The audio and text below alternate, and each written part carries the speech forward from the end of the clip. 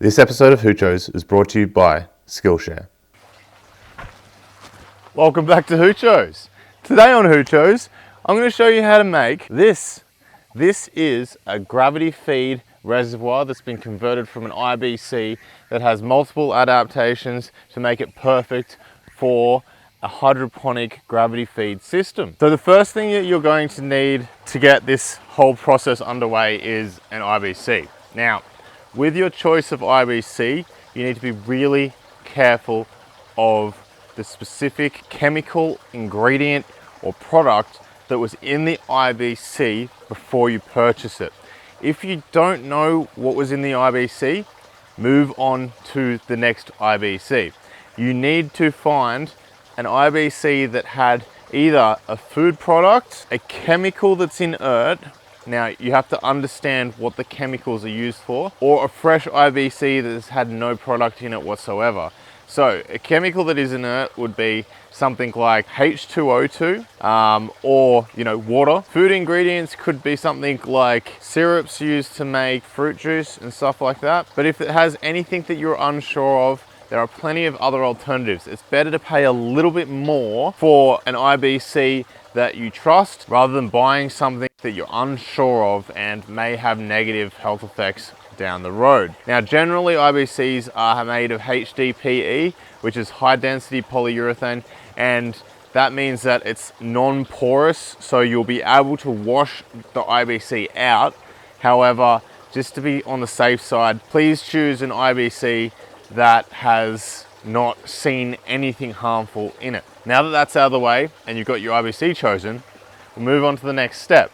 But first I want to talk to you about the sponsor of today's video, Skillshare. Skillshare is an online learning community with thousands of inspiring classes for creators just like you and I. Skillshare can enable you to learn new skills, deep dive into existing passions, and get lost in your own creativity. I've personally found the YouTube Success class with MKBHD extremely insightful. In this class, Marquez gives insights on how to structure YouTube videos that I've found extremely useful in the running of my YouTube channel. But you may have other interests. On this channel, we discuss 3D printing, 3D modeling, gardening, and a variety of other topics that Skillshare has classes on. If any of this sounds appealing, consider joining by clicking the link in the description below. The first 1,000 people to use this link will get a free 1-month trial that Skillshare is offering to the viewers of this channel.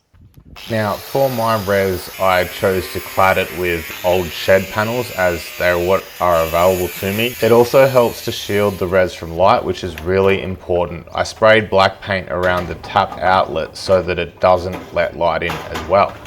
The paneling also provides insulative protection against the heat of the direct sun. There are a heap of options you can go with here, from Panda film to the silver insulative material that you can get from most hardware stores. So just choose what you've got available to you. Now, I also cut a hole in the top of the res to access, which I'll show you a bit later. And I set it up level so that the res actually drains slightly down towards the drain at the front of the res, so that once you get down to the final parts of new nutrient solution, you can utilize the lot. Now for the top, I just used roof paneling. Now I have no idea where to get this stuff. This was left on my property when I purchased it, and it works really well for the top of my res, and it's removable as well, which is a bonus. Okay, now that we've got our res elevated and in place, in choosing this location, you should definitely choose a location that has access to a hose. So this is just within reach of my nearest tap. Before we go adding in the taps and the hydroponic nutrient and everything else, we've got to set it up so that we can walk away while it's refilling and not worry about forgetting that it's refilling, because 1,000 liters, depending on how much pressure your tap's got, is going to take a long time to refill. I haven't measured it exactly, but it takes in the ballpark of like an hour for me. So another thing I haven't mentioned is when I was setting up the res, I actually took a texter to the indented marks that give you your literage on the side of the IBC, and that'll just allow me to see at what point it's topped up to in case I don't want to refill it fully. But you're gonna need the literage that you've topped up to calculate how much hydroponic nutrient you're going to add into the res. So make sure you mark out those numbers because they're almost impossible to see once you've got the cladding on and there's no light coming through the sides of the container. For refilling the res with a float valve, I recommend a high performance float valve. So these are made to refill cattle troughs and stuff like that. They don't clog as easily, but also the amount of water that these let through doesn't limit the amount that comes through a 13mm hose. I just have more faith in these to not only stop the flow of full pressure from your house, but to allow it to fill as fast as possible so that you're not spending, you know, days refilling a large res. This is what they look like. It comes with multiple fittings, so you just choose the one that you have the tap adapter for, and then it has a seal here, so it will just seal onto the side of our IBC. So all we're gonna have to do is cut a hole in our cladding and then cut a hole through the IBC at the point where you want this to stop filling. There is a ball that goes on the end of this. It's sold separately, and I'm gonna have to pick that up in another trip. I thought I had one at home, but I don't. That's the level at which I've got my float on my other tank, and it refills perfectly to 1,000 liters. I fluked that. So, and this is what it looks like on the outside. I can just connect the hose directly to it and walk away. Okay, so on my IBC, the perfect distance down for the hole for this specific float. So like it's gonna be different for everything, but I'll just give you mine anyway. 170 mil. Okay, I'm now going to put a hole in the side of the tank that is the same diameter as what we're sealing the float valve with, and in reverse. Fortunately for me, I can just reach over and push it through like this and screw it up from the outside. Perfect. So I've got a float valve installed. We can refill it now, but we're gonna add in our taps first because what I wanna do is I actually wanna get in and wash out anything that's in there. I got a few leaves and I got that plastic bit. And then we can have a look at this. Every IBC is going to be different. This one has a really crude attachment. So I had to get a fitting fitted to that attachment. You'll just have to go to your local pump shop or irrigation specialist and find a fitting for your specific type of IBC. They're not too hard to get. You just have to look in rural areas or industrial areas. This is an example of the different fittings. So this was my first IBC that I had. It's the one I use for NFT. That's the fitting. But as you can see, completely different thread style on those two fittings. So this is a different thread style on this IBC. So it meant I had to go out and get this attachment, which connects this style of thread to this style of thread, and then you can adapt down from that, and then from there you can go all the way down to a 13mm fitting. I'm obviously going to have more than one 13mm fitting on this. I'll adapt a tap splitter to this so I can have multiple different hoses coming off, just like on my other IBC. So as you can see here, this is how I've set up the other IBC that feeds all of my hydroponic systems. So here's something I didn't think of. I set this res up so that it would feed this way. It's also on a lean on the gravity this way so that it will empty out this way. However, I've put a hole in the front here for easy access so I can dip a watering can in. It's the size of a watering can. But I can't spray it out towards the tap from this side. So perhaps if you're going to build this system again, because on my other one I can, and I didn't even think of that, but I have to reach in or bounce the hose off the wall to get any of that debris out, which isn't ideal.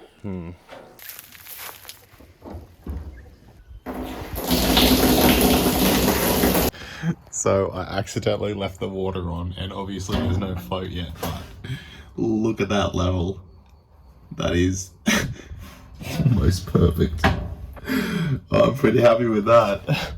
Okay, so for me, mixing my nutrients is really easy. For 1,000 liters, I'll use a kilogram or 1,000 grams of the NitroCal, a kilogram or 1,000 grams of the Diamond Tea. Now, to get my pH right, I add in 100 mils of pH raise, and that gets me to the ideal pH once all my nutrients are mixed.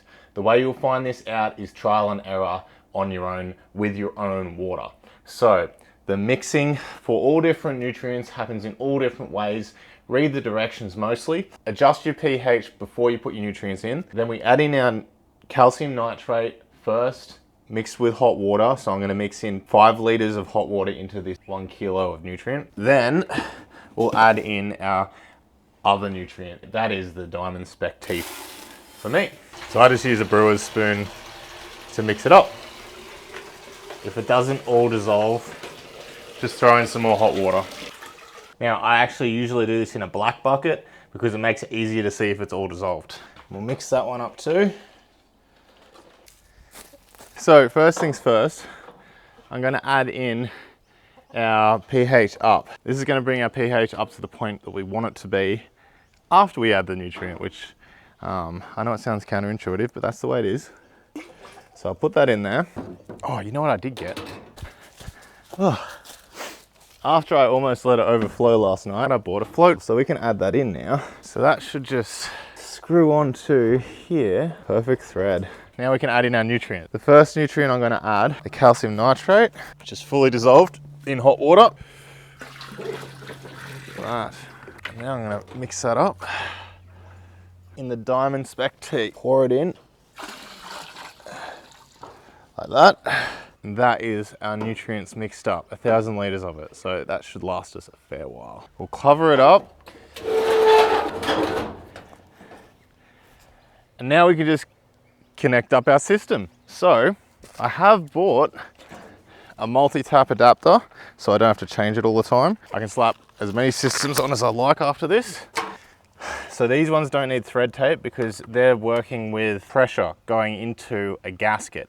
And this one may need thread tape, but I haven't had to use it yet, so I'm just going to leave it. This one won't need thread tape because it's going onto a gasket inside. Let's tighten all those up. There we have it. So if I turn that on, they're all in the off position, and then I turn this on. How good. Now we can just connect up our system by disconnecting it from the other barrel. And when I set up this system, I left enough hose because I knew I wanted to go over to this area. All it's a matter of doing, popping it straight onto our tap fittings and turning it on. All right, so I'll flip the float box back and you can see it's down. So turn it on at the tap here. Yep, and you can see it started to refill. Very cool.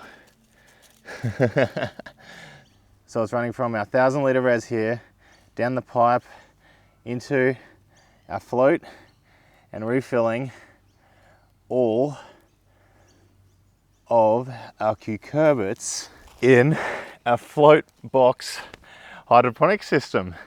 How good. But while we're at it, let's have a look at the pH and the... Oh.